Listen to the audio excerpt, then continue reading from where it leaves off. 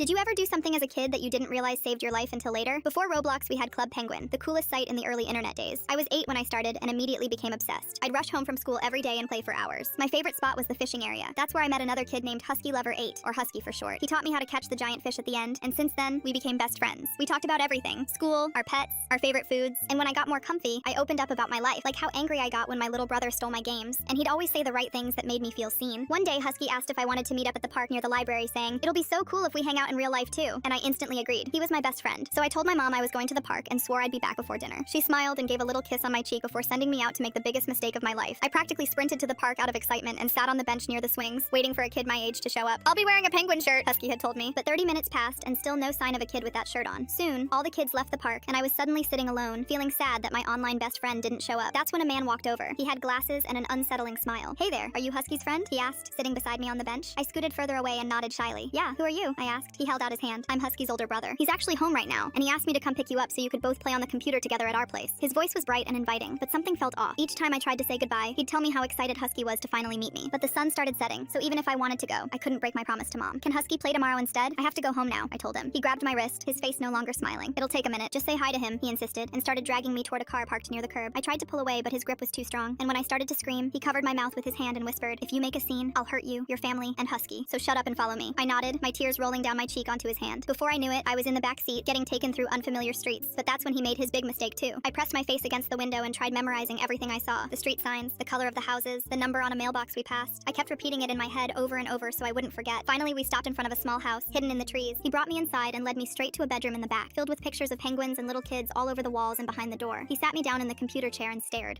Where's Husky?" I asked quietly. He grinned. "Oh, I'm sorry for lying. I'm actually your best friend, Husky. I just really wanted to hang out with you because you're my favorite person. Please don't be scared," he said. I felt my throat close up. He frowned when he saw me tense up. "Tell you what, you can play on my computer here while I make us some snacks. Be back in a bit." He rubbed my shoulders before stepping out. I sat still for a second and listened to the sound of pans clanking in the kitchen. Then I did the smartest thing I could think of. I went onto a crowded server on Club Penguin and started typing as fast as I could. A man took me from the park. "Send help," I said. Then I gave all the details: street names, mailbox numbers, color of car and house, my full name, everything. People thought I was trolling. Someone even said, "LOL, nice try," and waddled away. But I kept typing. I went to every room in the game and repeated the same message over and over. I just needed one person